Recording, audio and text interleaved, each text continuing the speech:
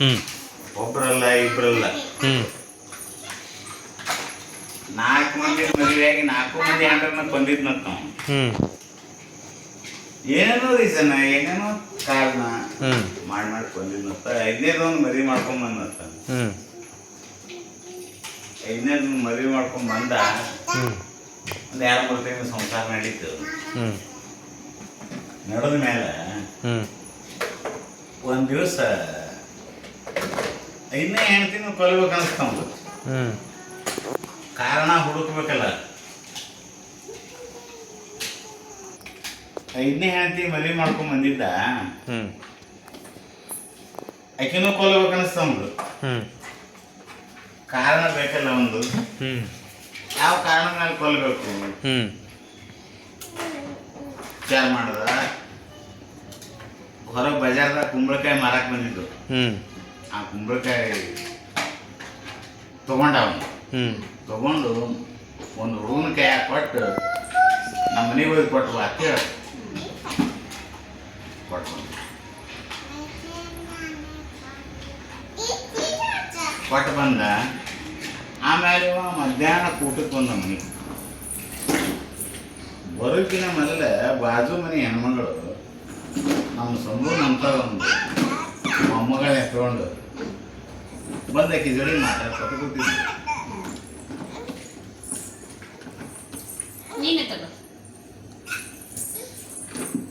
ಮಾತಾಡ್ಕೋತ ಕೂತಿದ್ಲು.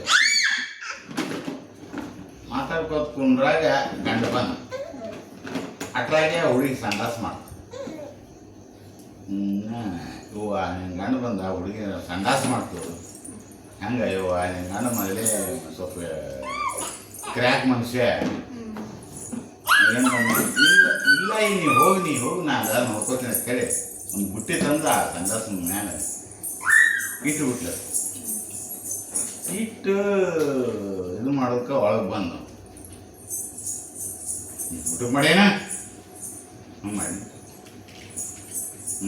ಕುಂಬಳಕಾಯಿ ಪಲ್ಯ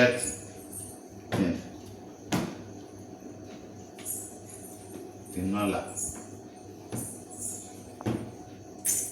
ಅದು ಕುದಿಸಿದ ಕುಂಬಳಕಾಯಿ ಇತ್ತಲ್ಲ, ಅದು ಹಂಗೆ ಮಾಡ್ಬೇಕಿತ್ತಿಲ್ಲ. ಅದು ಮಾಡ್ಯಾನ.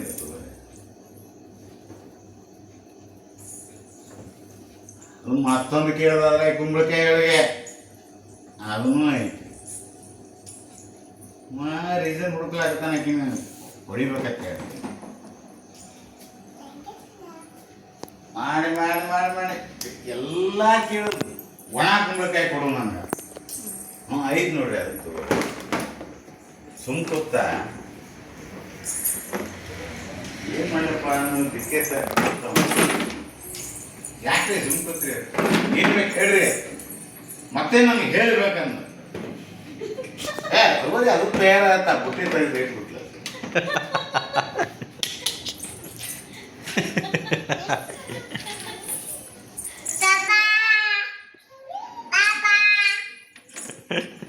ಮಸ್ತ್ ಮಸ್ತ್ ನೈಸ್ ಸ್ಟೋರಿ.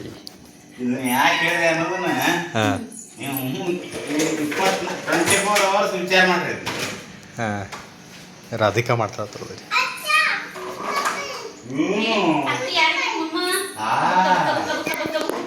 ಯಾವ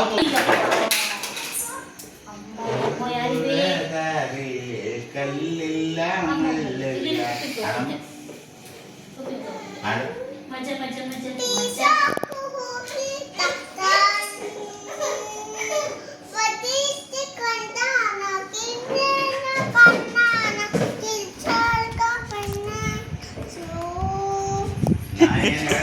ಏನ್ ಮಾಡಿದೆ ತಾಯಿ?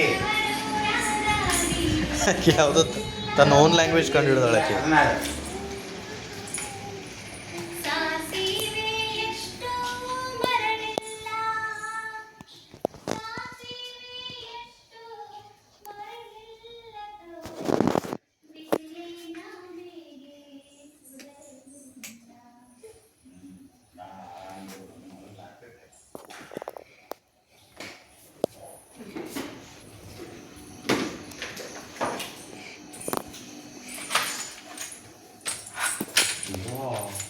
ಬಾಯ್. ಎಷ್ಟು ಮೂವಿ ಸತ್ಯಮ್ಮ.